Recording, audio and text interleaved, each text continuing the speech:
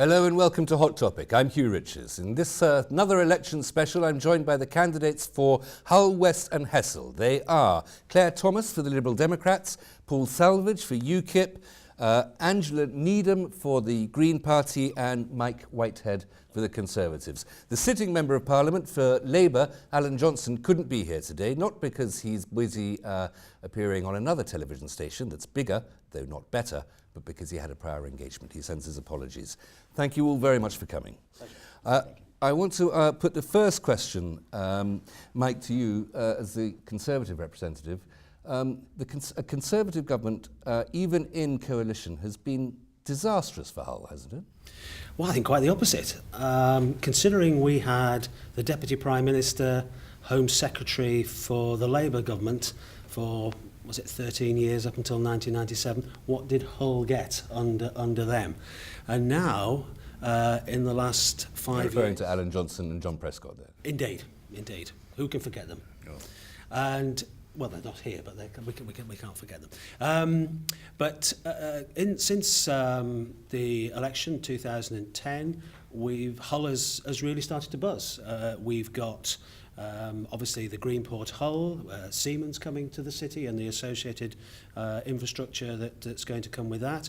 We've got promises of the upgrade to Castle Street on the A63, electrification of the East Coast Line, Humber Bridge charges reduced by the Chancellor to half, and the increased traffic that's come with that, business zones, the setting up of the LEPs, and I think the economy of Hull is on the up and the future's very, very bright indeed. So we need more of the same. Well, if that's the case, Claire, why on earth are you standing against your coalition partner here if the coalition has been such a success for this town? Well, I think that Mike is right to say that things like Siemens have been really good for Hull, and jobs are a real priority for us in this local area.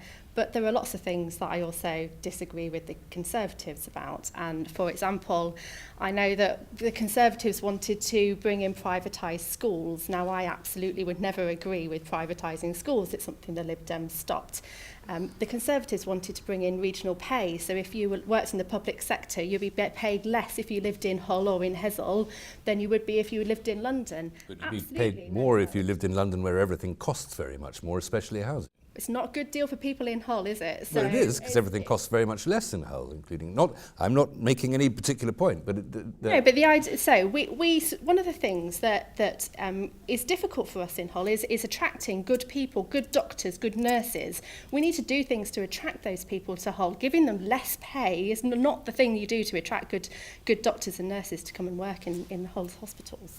Paul, we will talk about Europe in a little while, I promise, but just keeping into other areas of policy first. What is it that UKIP would do to attract people, and I presume in your case you would be wanting to attract only British people into Hull and into this area? No, we want to attract the most talented people into this area, but where the other parties go wrong, they talk at the moment about Siemens as if it's going to be the great saviour for this city, but between them, over 10 years, they've managed to destroy 13,000 British jobs in this area, in Hull. Centre for Cities showed that. So whilst other cities went forward, Hull went backwards.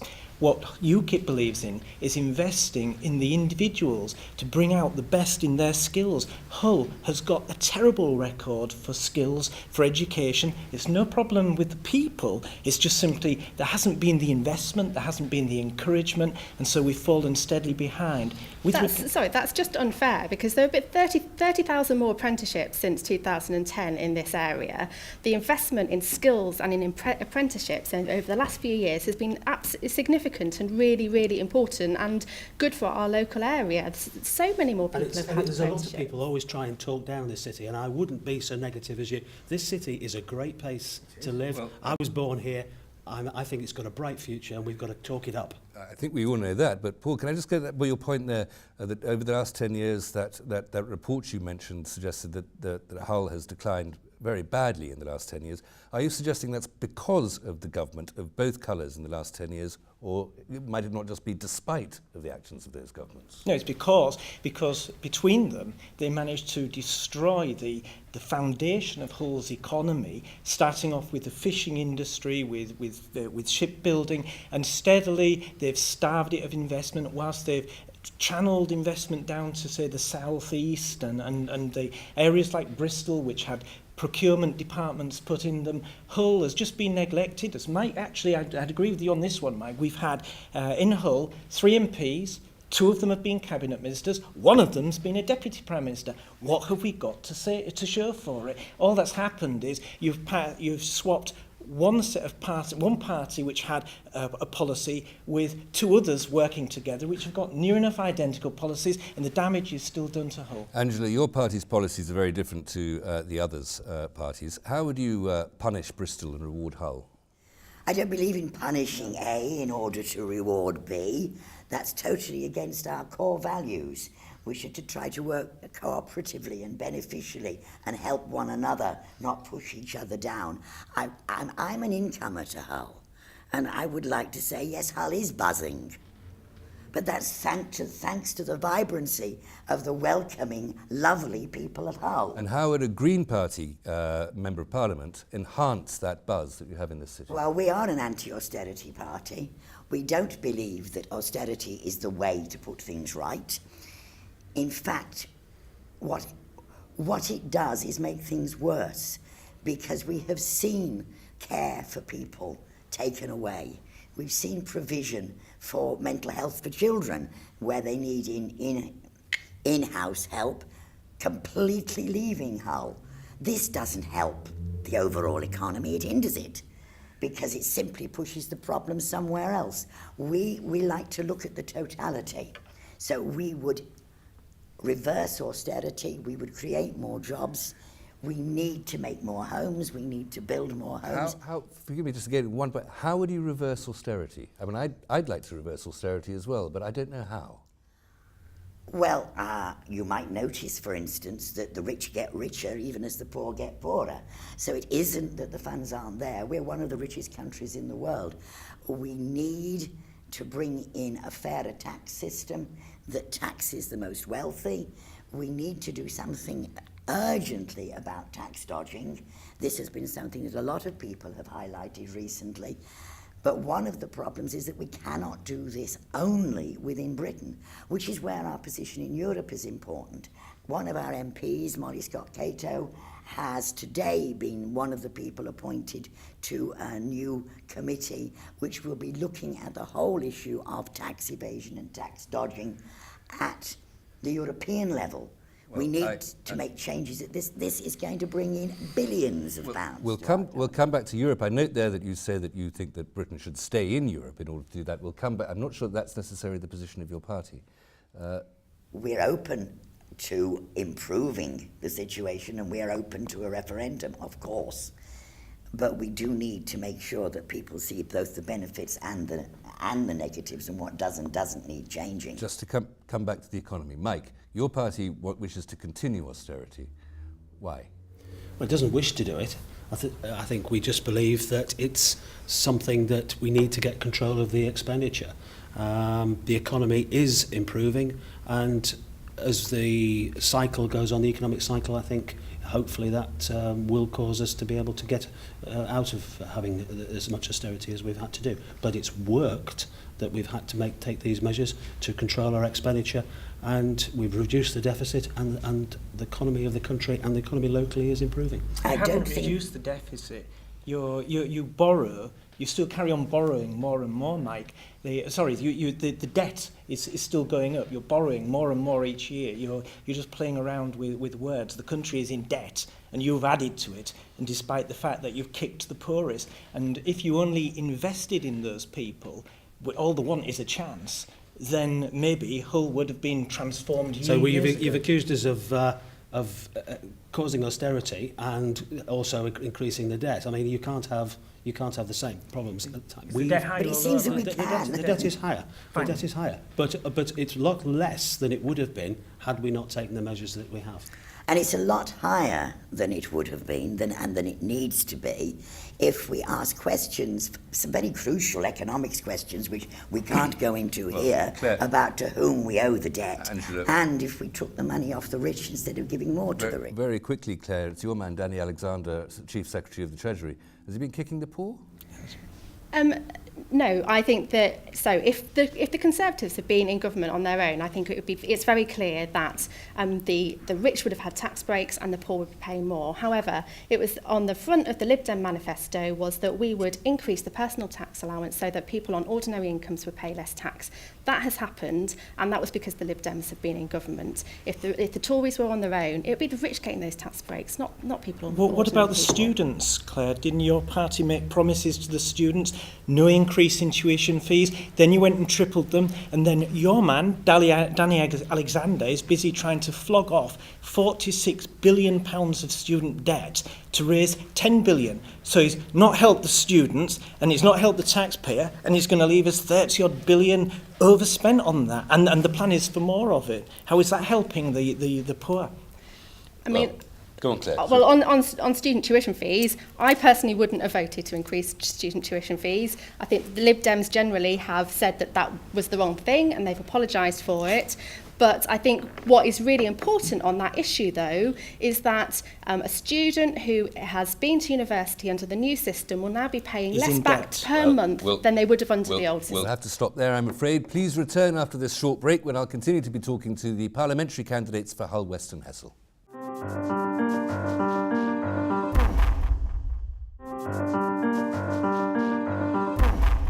Back to Hot Topic. I'm still with the parliamentary candidates for the constituency of Hull, West and Hessel.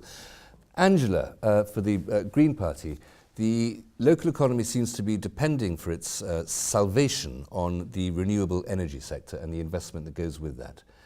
That's a bit of a fraud, though, isn't it? Because the 10 years to build it, 10 years to run it and 10 years to take it down, it's not going to produce enough energy to equal to the value of the money that's been put into it. Well, I would want to question your figures about it needing to take 10, 10 and 10 in the way you describe, but leaving that aside, of course, what we're doing at the moment isn't enough. It's a good start. It's brilliant to have Siemens here, and that is a good start, and of course we're glad to see it, but there's an awful lot more needs to be done. And if we don't do it, if we don't make the move towards renewables, then we will be protecting our own immediate present for there being no future, not just for our country, but for everywhere. So there isn't any choice about this. What we need to see is all our city schools, for instance, with solar panels on the roof. And there's an awful lot of them want it, but they're not being allowed the help to get it yet that could make a tremendous difference to their financial situation and to the environmental situation. That is just one tiny example. We have to prioritise this because the dangers of doing anything else are too great. Instead, everywhere it wants to support fracking with the risk to the aquifers that serve our water taps being damaged. Just imagine not being able to turn your tap on and drink the water that came out of it. And that is a real danger. There are states in the US of A that have been fracking that are now banning it because they're actually seeing the dangers. It might be quite enriching if you turned on your taps and crude oil from them.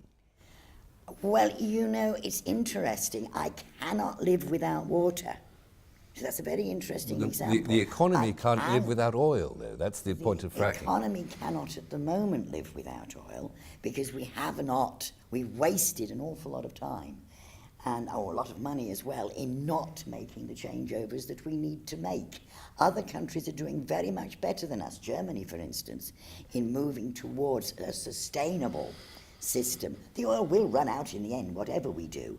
If we fetch all the oil under the ground that is out, even if we could get it out without destroying everything that we value, it would still run out. So we have to make these changes, and we have to start making them now, because if we don't, Thank we're you, Angela. sacrificing our children's Paul, future. Paul Salvage, the investment and the technology that's going into the renewable energy sector here is largely coming from foreign lands.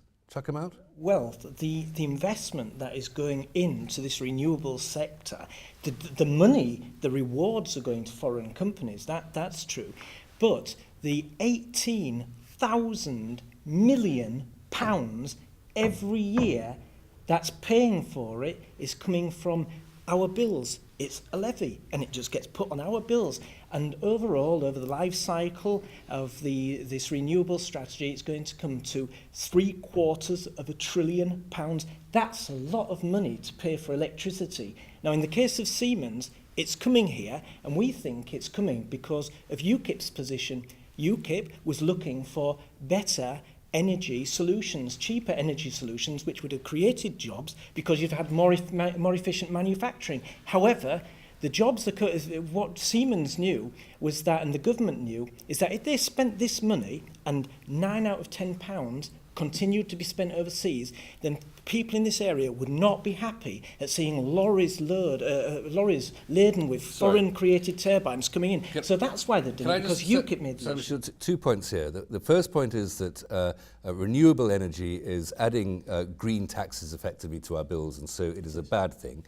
And the second point was that Siemens is coming here to create a renewable energies industry because UKIP has encouraged it and enhance that policy. No, what's happened is it would have come here anyway because Siemens is here for the market. The market isn't energy, the market is subsidies, and Siemens is coming for the money. And all that's happened is they knew that UKIP would give the government a hard time, and so they've invested here in Hull because of UKIP raising the issue that 9 out of 10 pounds spent on renewables was going overseas. All we've done is make sure that the jobs come here to Hull.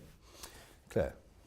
I'm sorry, I'm slightly mystified by those points, but I think the one thing that you have said that is correct is that if the government policy was not in place in order to make sure that to encourage private investment into renewable energy, then Siemens would not be coming to Hull at the moment. And I know that there have been Lib Dems in government that have been pushing to make sure that we get that Siemens investment, and I am really pleased that they did that, because for me the Siemens investment in Hull is good, not just because it's creating really important jobs, but also because they're green jobs. They're, we're protecting the environment at the same time. It's going to be producing green energy. And I mean, in Hull, out of all the cities in the country, we're one of the ones that know most how important it is that we have green energy. The flood risk that we live with all the time, rising sea levels, we can't cope with that. So it's really important that we protect our environment. This isn't just about policy today and tomorrow.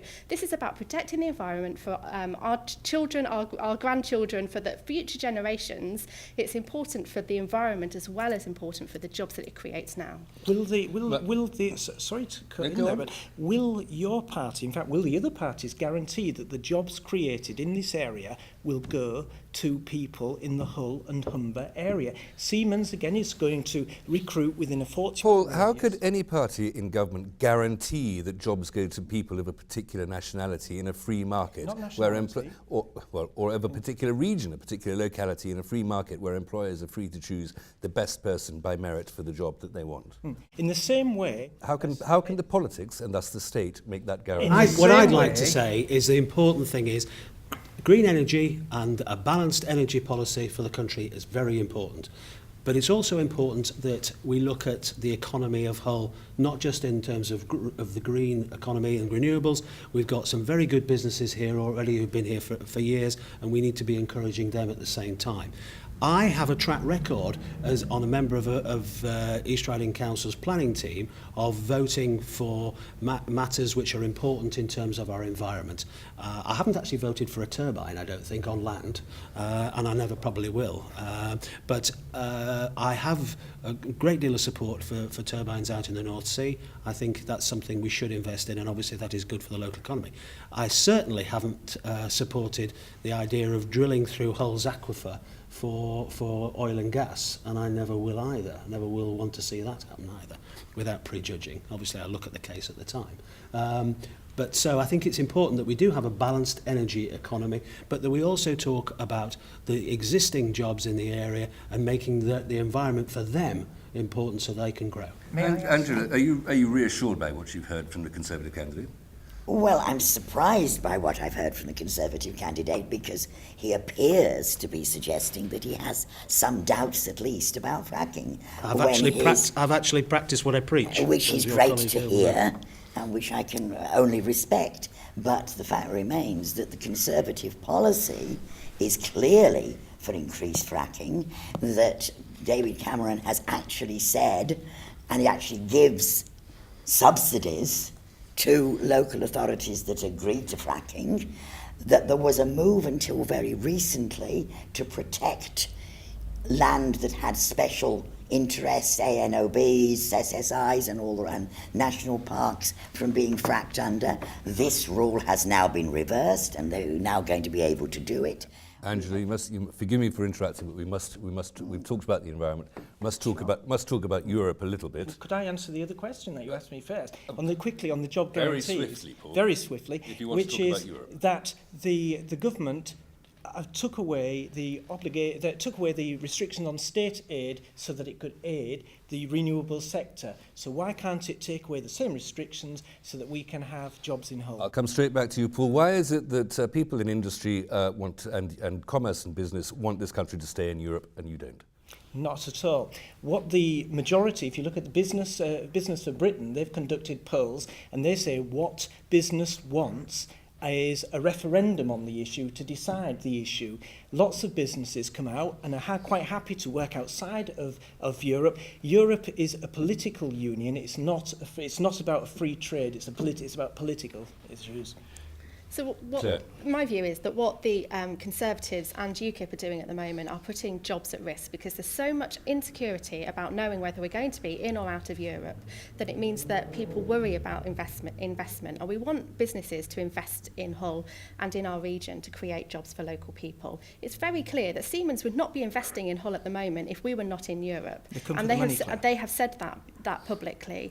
And so the idea that being out of Europe would be good for our area is just out of this world. It's just not true. Mike, the Conservative Party is fairly split on this issue. Where do you fall? When I voted in the referendum in, was it 1975, I'm old enough to be able to do that. I voted for a common market. I voted to be in a community that had common trading tariffs or reduced them. I am very concerned that we don't have control of our borders, and I think that is the fundamental that we need to renegotiate. If that can be renegotiated and we continue to be part of a trading bloc and have the economic ties with them that we have, then I am in favour of staying in. And Angela, your party's position we touched on before wasn't quite clear. Well, of course, we're not going to be against referenda because we believe in true democracy. We have the most democratic party imaginable. However, we do need to recognise that we live in a world where business is transnational, international and multinational, and that therefore we need to be involved in as many ways as possible in working with other countries, which includes the EU. I'm afraid we must stop there. We've run out of time. My thanks to the parliamentary candidates for Hull West and Hessel, Claire Thomas, Mike Whitehead, Angela Needham and Paul Salvage. I hope you'll join me for the next Hot Topic election special. Until then, goodbye.